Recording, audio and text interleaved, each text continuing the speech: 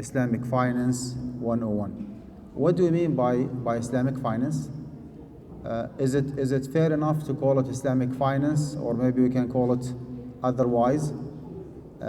Islamic finance actually is a kind of economic and finance system where people can lend and can borrow and can get the fund that they want according to the Islamic principles.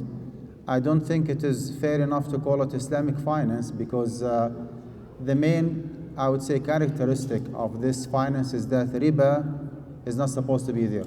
It has to be avoided completely. And if we agree that riba-free finance is the Islamic one, of course, different deficiencies have to be avoided as well, like ambiguity, for example, misrepresentation, gharar and jahala, and so on and so forth. But if the main characteristic is the lack of riba or having a riba-free finance, then that finance is not only Islamic. This is a Christian finance. This is the Jewish, based finance, believe it or not. Because Allah subhanahu wa ta'ala, the one who prohibited riba for the Muslim community to deal with, is the same one who prohibited riba for Christians to practice, is the same one who prohibited the Jews actually to practice riba. Even in the Quran itself, you read it clearly when Allah subhanahu wa ta'ala was criticizing and talking about certain Jewish community. He said, وَأَخْذِهِمُ الرِّبَا وَقَدْ نُهُوا عَنْهُ. And they used to deal with interest while they were prohibited from doing so. So this is actually the divine finance system, whether it is a Christian or a Jewish or an Islamic one, commonly known nowadays as Islamic finance. So let's go with the mainstream and just call it Islamic finance, although it's not exclusively Islamic. It is a Christian and it is a Jewish actually finance system. What do we mean by Islamic finance? As I said, if the funding process, someone is looking for money to build a house or to establish a business or to upgrade a business, right? Whatever the nature of the business might be, he or she might be in need for money because he does not have enough money. How to get that fund in a proper way that complies with the Islamic principles, this is actually what we refer to by Islamic finance. Let me give you a practical example before I move on. You know what? Let me go to the definition of riba. I mean, just to make sure that we all on the same page. We said several times so far that this kind of finance actually is supposed to be riba-free finance. What do you mean by riba to start with? What is the riba that Allah subhanahu wa ta'ala prohibited? You read in the Quran, وَأَخْذِهِمُ الرِّبَا وَقَدْ نُهُوا عَنْهُ. You read, for example, يَا أَيُّهَا الَّذِينَ آمَنُوا اتَّقُوا اللَّهَ وَذَرُوا مَا بَقِيَ مِنَ الرِّبَا. If you go to the traditional fiqh books, you will read a lot about different categories of riba that the majority of them do not exist nowadays. Okay, exchanging wheat for barley, exchanging fruit for tamar or date for date, good quality, bad quality. All these different examples actually are true and genuine, but they do not exist nowadays in the real life. Muslims in the United States in 2022 do not exchange barley for barley or date for date or rice for sugar and so on and so forth, right? So all these different kind of definitions you will read in the traditional fiqh books might be confusing. You read about riba al-fadl and riba al-ta'am and riba al-nasa and riba al-nasiya, and you get confused. From now on, whenever I say riba or interest, I mean actually this one, the most, I would say, severe one, the most prohibited one, right? The one that its prohibition is agreed upon. Okay, that's riba al-diyun. Riba ad-diyun. It's a very simple concept. You borrow money, and based on the agreement, the principal is guaranteed, and the return on that principal is guaranteed as well. So you walk to Bank of America to Chase, you apply for a business loan, $100,000. From day one, you know that if you want to keep that $100,000 for 1 year, you're gonna bring it back or pay it back 103, because the APR, the annual percentage rate, is 3%. So the 100 has to be paid back 103, right? If you want to keep it for 10 years, then that is $130,000 and so on and so forth. Now, this is actually what we mean by riba duyun. If you look at the definition here, it is the premium that must be paid by the borrower to the lender, along with the principal amount, either as a condition for the loan or for the extension of or the extension in its maturity. Extension in its maturity. You can easily, see here that we are talking about a principal, a certain amount of money that is given from one party to another. So the advancer actually is the lender, and the recipient of the money is the borrower. And the relationship between the two is a loan agreement. Loan agreement. Okay? You receive money from another party. And by the contract itself, you guarantee the principal. You guarantee the principal. Regardless of the outcome result of that loan. You make a profit, you break even, you incur loss, right? You lose the whole principal.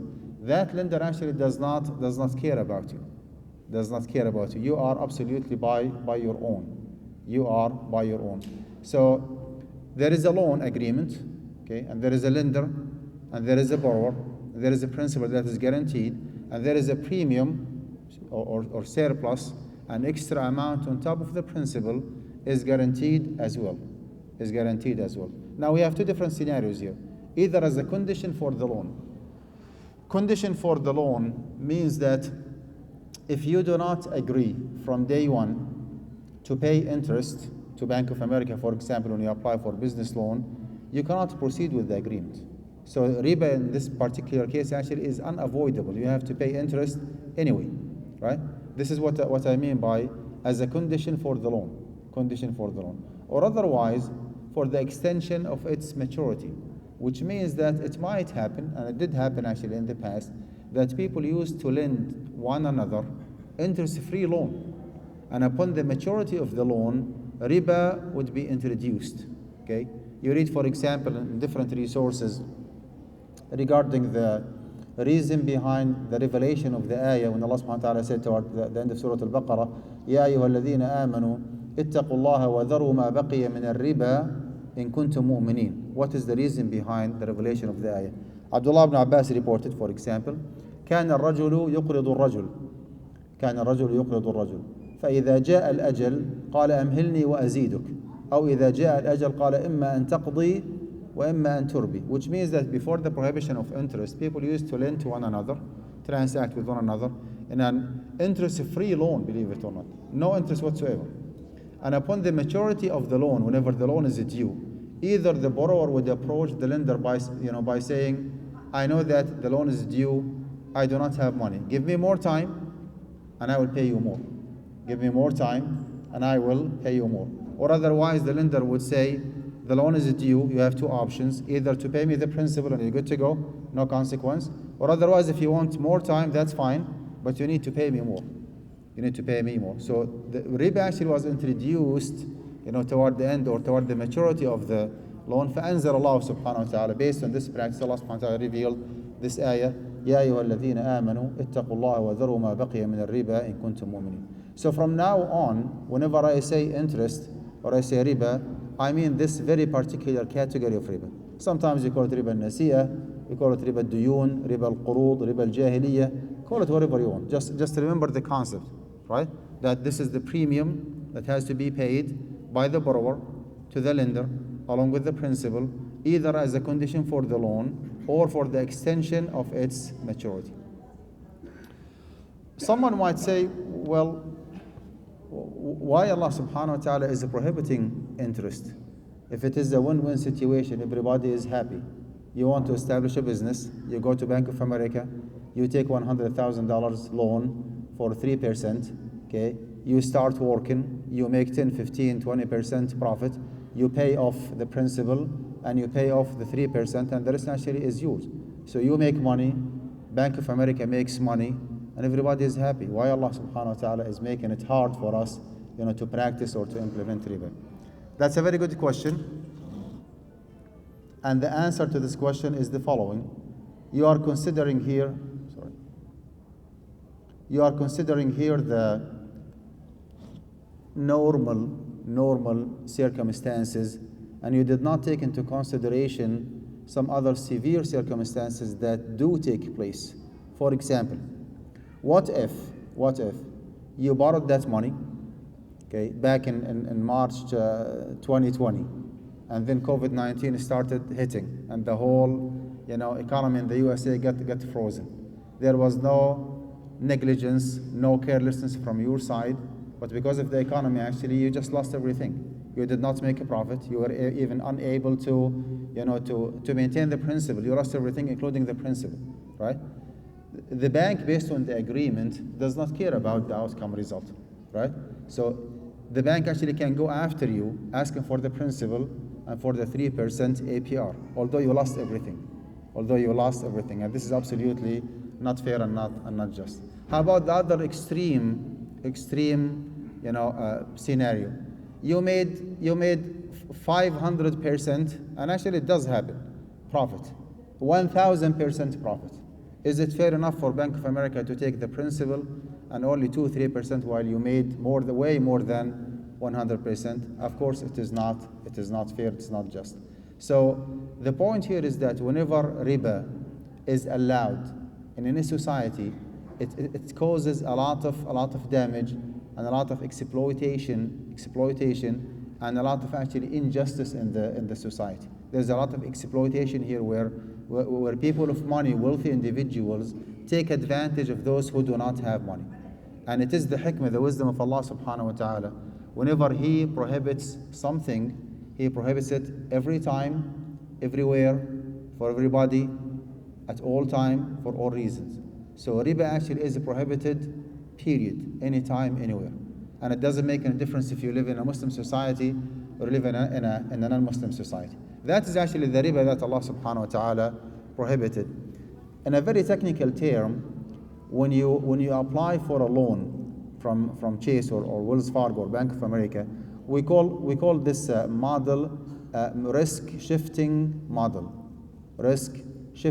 which means that Bank of America does not take any risk whatsoever. You are by your own. And do not tell me that the bank is taking the default risk. Default means that the borrower might pass away, might just escape the country, might deny the loan. This kind of... Did I say anything wrong? This kind of risk actually applies every time, everywhere, in the Islamic finance and in the regular or traditional finance. So let's just ignore the default risk. Let's talk about the other risk, which is the fact that you might make a profit, you might break even, you might incur loss. So the finance system, actually, the traditional finance system, goes with the risk shifting model. Bank of America is shifting the whole risk and put it in your shoulder. You are fully responsible. Bank does not care about you. When it comes to Islamic finance, we go with a completely different model called the risk-sharing model. Risk-sharing model means that you are not by your own. You are building a genuine, actual, real partnership with the finance company, with the Islamic finance company. Now, in a very ideal situation, forget about the Islamic finance practice in the US. I'm talking about a very ideal, non-existing example. Just imagine, okay, that you are living somewhere, somehow, in a place where Islamic finance principles are implemented 100%, with no violations, with no glitches, with no circumvention of the rules. And let's take this practical example. We have two different brothers, okay, Muhammad and Abdullah, right? Muhammad actually went with Bank of America, and Abdullah decided to go with that Islamic mortgage company to finance for their homes. And they both find $500,000 houses, right? Muhammad actually borrowed $500,000, and based on his credit scores and income and so on and so forth, he has to pay back the amount, $800,000, within the next 30 years. Abdullah actually did the same. He financed his home with an Islamic mortgage company. When they did their math, they found out that he has to pay back the 500, has to be paid back $800,000, right? Someone does not have an idea of what's going on would say, well, what is the difference, right? What is the difference? Muhammad has to pay back $800,000 and Abdullah has to pay back $800,000. As a matter of fact, sometimes, well, most of the time, unfortunately, those Islamic mortgage companies, they charge even more, a little bit, regardless of the reason. But let's go with the example again. So that person who does not know what's going on would say, well, what is the difference, right? Now, this kind of confusion or misunderstanding, if you wish, is not new. It has been raised a while ago during the revelation of the Quran. ذلك بأنهم قالوا إنما البيع مثل الربا وأحل الله البيع وحرم الربا. Some people said that sale agreement and riba agreement are the same. And Allah subhanahu wa ta'ala said, وَأَحَلَّ اللَّهُ الْبَيْعَ وَحَرَّمَ الرِّبَى. Now, in the ideal practice, okay, which is something that does not exist nowadays, period. Here is the difference. Let's say after 10 years, okay, Muhammad actually, who is financing with Bank of America, made an equity, let's say 20% equity, and Abdullah actually did the same. During those 10 years, Bank of America is not responsible for the maintenance, for the tax, for the insurance, because he gave you a loan, so you are absolutely by yourself. While Abdullah actually, the one who financed with the Islamic mortgage company, established an actual, genuine, sound, real partnership with the Islamic mortgage company. He paid 3 or 5% down payment equity toward the ownership of that house, and the Islamic mortgage company paid the 95%. And Muhammad actually did the same. He paid down payment 5% and got the rest of the money as a loan. Now, based on this diminishing partnership or declining partnership between Abdullah and the mortgage company, he rents the share of the mortgage company, the Islamic mortgage company, because actually he owns only 5%. And he occupies that property exclusively along with his wife and his kids. So he's living in a property that he does not own. It makes a lot of sense for him to pay rent to the owner, right? Now, a simultaneous agreement that he is buying slowly on a monthly basis different shares of the Islamic mortgage company. So he starts 5% himself, 95% the mortgage company. Next month, actually, he becomes 6% owner, and their partnership goes down to 94, 7, 93, 8, 92, all the way until the end of the 30 years term, right? He becomes 100% owner of the property, and he kicks out that mortgage company. And that's why they call it diminishing partnership or declining partnership. During that long-term agreement or partnership, the mortgage company has to be fully responsible for the major maintenance, not the wear and tear, major maintenance, for the tax and for the insurance. And they have to pay proportionally. So as I said, after 10 years, okay, whenever it is time for maintenance or tax or insurance, right, if Abdullah, if he owns 20%, he has to pay only 20%, okay, of the maintenance, and the rest actually has to be paid by the mortgage company. Well, after maybe 15 to 20 years, he decided just to quit that partnership. He is not interested in having that house anymore. Muhammad actually decided the same. Muhammad, who deals with Bank of America, guarantees the principal, which means that whenever he decides to quit, he can just put the house in the market and sell it. Whether he makes a profit or incurs loss, Bank of America does not care. He has to pay back the principal and the interest for that 20 years. It is not the case with Abdullah. Whenever he decides to quit and put the house in the market, if there is an appreciation and profit, they're gonna share the profit jointly, proportionally, right? And if there is a loss, they have to incur the loss proportionally as well. So if there is a depreciation, he will be responsible for his equity, for the percentage of the equity, and they will be responsible for the rest. I think it's now obvious and clear, okay, that the risk sharing is very clear when it comes to genuine and sound Islamic finance, right? And there is no risk whatsoever taken by the financing company when it comes to traditional, conventional finance process. And this is actually the difference between the Islamic one and the non-Islamic one. This one, the non-Islamic one, is a risk shifting one, and the Islamic one is a risk sharing one.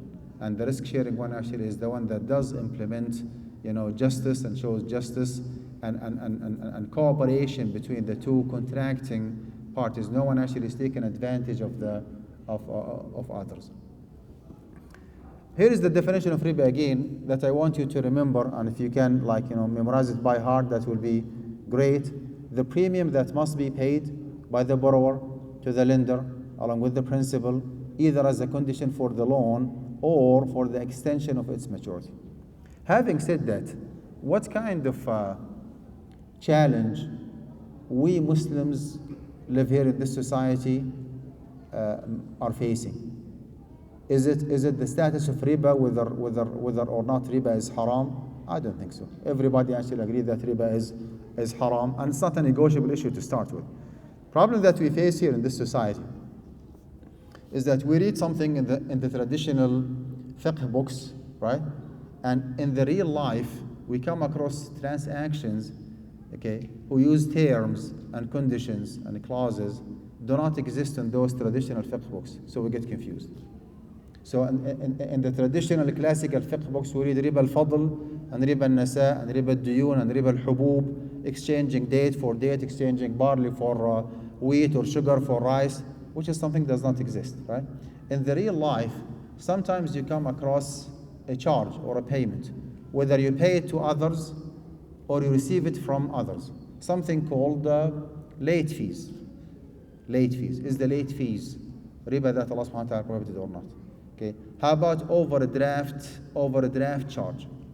How about penalty? How about commission? How about bonus? How about interest? How about what else? Different charges you come across and you get confused, right? Overdraft charge. Is it the riba that Allah subhanahu wa ta'ala prohibited or not? Late fees, right? Penalty, right? Commission. What else? Profit, and so on and so forth. So the challenge that we are facing here is to discover and to find out whether or not that charge that I'm supposed to receive from others, or that charge or money that I have to pay to others, is it the riba that Allah subhanahu wa ta'ala prohibited or not? If it is the riba, whether it is called riba or otherwise, we do not care. Then it has to be avoided.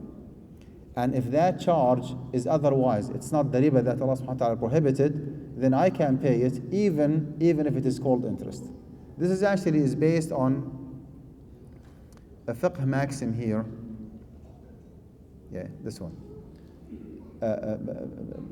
Very fundamental one when it comes to Islamic transactions. It goes, العبرة في العقود للمقاصد والمعاني لا للألفاظ والمباني.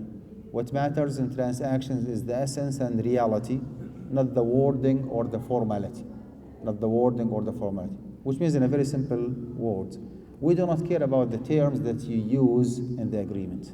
You use the term interest, riba, usury, charge, late fees, overdraft charge, penalty. We do not care about the names that you use. What we care about is the nature or the essence of the agreement. Now, based on this qaida, this fiqh maxim, we need to investigate. We need to unlock, if you wish, the secret of every single transaction we are about to get involved in. If it is proven that someone is offering money or advancing money to somebody else, and the one who advances the money does not take any risk whatsoever, right? And the one who receives the money is the fully responsible and liable party. He has to guarantee the principal, and he has to guarantee the surplus or the premium on top of the principal. If that is proven, then this transaction actually is not allowed. This transaction is not allowed, because actually riba is still there. Although it's not introduced to you as riba, but actually it is there. And I'll give you some practical examples. Do we think that opening a saving account, traditional saving account, I'm not talking about IRA or mutual fund and those Muslim-owned a mutual fund company. No, I'm talking about saving account, straightforward saving account with Chase or with Bank of America. Do we think that opening a saving account is a halal option by default or a haram option? I do believe that opening a saving account is not a halal option. Why? I do have only $5,000 and I open a saving account with Chase, right? Based on 3% APR, which means that after 1 year, if I decide to close the account, I will be getting $5,000 plus $30, $300, I'm sorry, $5,300 because that is the 3% APR. What is the difference between this scenario and me giving those $5,000 to my brother here and tell him, okay, here's the 5,000, take it for 1 year, and you need to pay me back $5,300 next year the same month? What is the difference? In this scenario, you guarantee the principal, you guarantee the APR, the return on the principal. And when I open a saving account with Bank of America guarantees the principal and guarantees the return. By the FDIC, the Federal Deposit Insurance Corporation, by the law of the land, they have to pay me back the $5,000 plus $300. So the nature of this agreement shows clearly that opening a saving account is an interest-bearing loan where you are the lender and Bank of America actually is the borrower. Someone might say, well, that does not make sense. Bank of America has millions of trillions of dollars and I have only 5,000. Is it possible that Bank of America is borrowing money from me? And the answer is yes. We do not go with who has what. What we go with actually is the nature, is the essence of the agreement. You offer $5,000 and they guarantee the principal plus 3%. Well, this is an interest-bearing loan. You lend your money. I mean, this is the Islamic interpretation of this transaction, that you lend your money to Bank of America. So opening a saving account is not a halal option by default. There are certain situations where you have to open a saving account, like money market account, for example. You cannot transact and do settlement in the stock market without having a money market account, which is a kind of saving account. But this is actually the exception and not the default. The default is that opening a saving account where the principal and the return on the principal both are guaranteed is not a halal option, because that is the nature of interest-bearing loan. Another example. You have only $500 available in your debit card. Your debit card is connected with a checking account. You stopped by any point of sale and you purchased an item, a phone, for $700. Usually the transaction goes through. And then in your next bank statement, you have to pay Chase $200, right? Plus $35 overdraft charge. $35 overdraft charge. Again, we need to pause here and just try to unlock the secret, okay, of what happened. I have only $500 and I purchased an item for $700. Someone paid those $200 on my behalf, and it's not a gift. It is a loan. Is that correct? It is back is the $200. Then we're good to go. I mean, we have no concern here. But if I have to pay anything on top of the $200, that will by default will be counted as interest. You borrowed from Chase $200 and you paid it back $235. Now that $35, whether it is introduced to you, right, as an interest, right, or processing fees or overdraft charge, it doesn't make any difference. The default rule here is that anything paid by you, the borrower, on top of the principal will be counted as interest unless otherwise proven. So make sure that you do not proceed with any transaction unless you have sufficient fund, because if you have to pay overdraft charge, that is the riba that Allah subhanahu wa ta'ala prohibited, unless you can prove otherwise, which is very possible, by the way. But the default rule is that whatever you pay on top of the principal will be counted as an interest. How about the most famous example that everybody actually think about and talk about, which is mortgaging homes? Okay, when you mortgage a house in a very traditional way, what does it mean? How many transactions that you are getting involved in? You want to purchase a house for $500,000, right? So you sign a sale agreement between you and the landlord. So that's the sale agreement. And of course, you do not have $500,000. So you apply for, a mortgage company, and upon approving your application, checking like different things, they issue a check in your behalf, right? Payable to whom? To the landlord.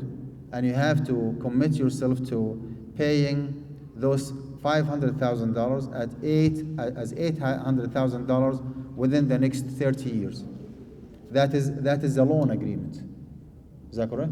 That's a loan agreement. That's an interest-bearing loan. Why it is interest-bearing loan? Because the mortgage company does not own the property. There is no ownership proving here. They just issue, just give you a loan. Instead of giving you like cash money or writing a check under your name, they pay on your behalf to the landlord, right? But who is the borrower? That's you. Who's the lender? That's the mortgage company. Now, in order for them to secure their fund, their money, make sure that you commit to paying them back, they put a lien on the property. They mortgage the property. So we ended up having 3 different simultaneous agreements taking place back to back or even simultaneously. There is a sale agreement, and there is a loan agreement, and there is a mortgage agreement, right? We do not have any issue whatsoever with the sale agreement. وَأَحَلَّ اللَّهُ الْبَيْعَ. And we do not have any issue with the mortgage agreement, because whenever you get involved in an interest-free loan, is it okay for you as a lender, to ask for any property collateral, for example, to secure your money? Yes, you can, right? Someone asked me for $100 to be paid back tomorrow noon.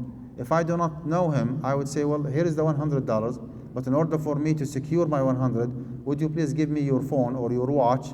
I will keep it with me until you come back and you pay me the 100. That's called collateral. That's called mortgage, right?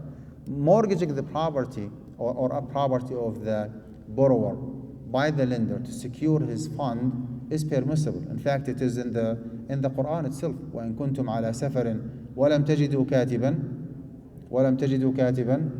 فَرِهَانٌ مَقْبُوضَةٌ. That rihan actually is the mortgage.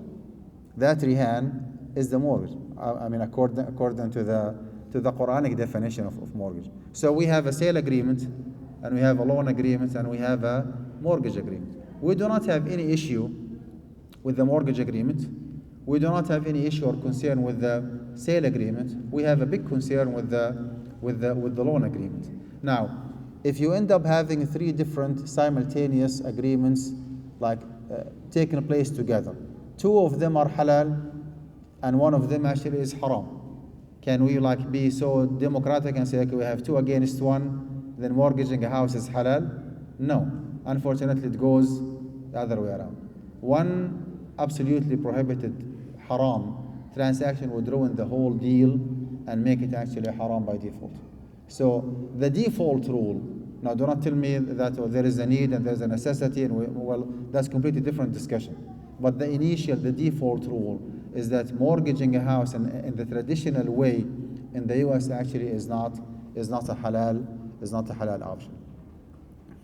Let's take one more opposite example, where the word riba is clearly mentioned in the agreement, but it's not the riba that Allah subhanahu wa ta'ala prohibited.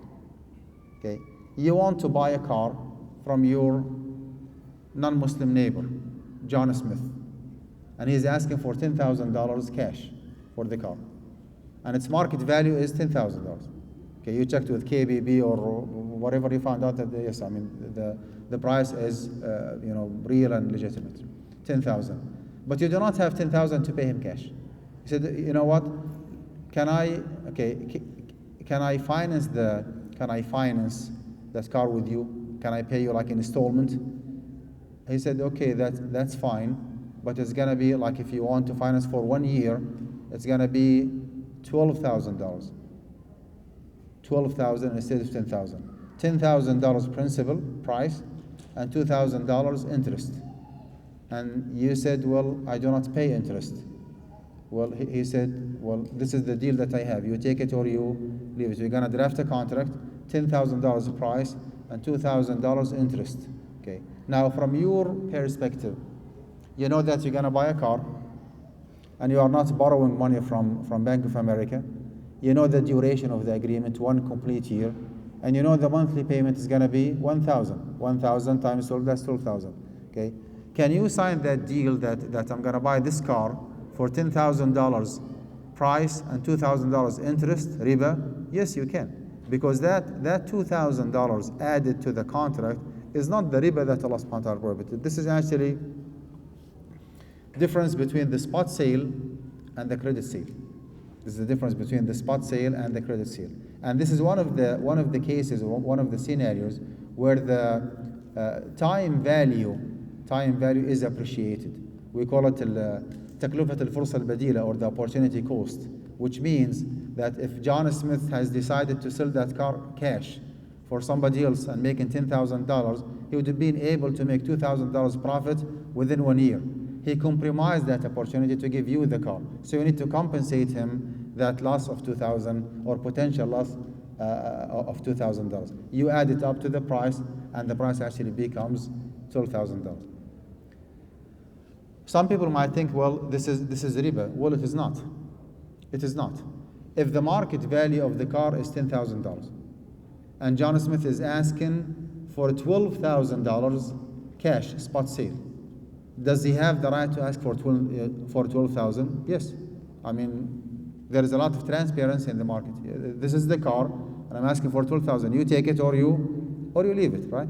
If he does have the right to ask for $12,000 cash for a car that worth only $10,000, why cannot he break down those $12,000 in 1 year into 1 year and make it just $1,000 every year? Well, he can.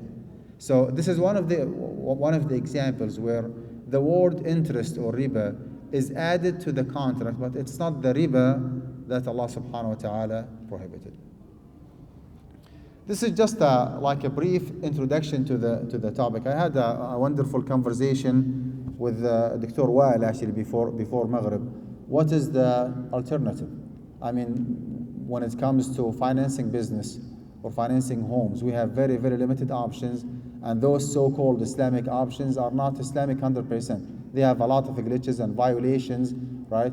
They circumvent the rules and they come up with different excuses to stay away from taking any risk. That's absolutely correct. However, when it comes to mortgaging homes, for example, those like 5 major companies that we all hear about, Guidance, Residential, University Islamic Financial, Devon Bank, Ijara Loan, and La Riba, they are not in the same level of Sharia compliance. They are not. Some of them are very dedicated, very diligent. They did a lot of work and they paid a lot of money to develop or to come up with a contract that is up to certain limit, a Sharia compliant one, right? And meanwhile, sellable in the secondary market. The majority of those companies actually act or operate as banks, right? Or mortgage companies. And by the law of the land, if you operate as a bank, you are not authorized to own a property. That's not your job. Your job is to finance. Your job is to lend money with interest, right?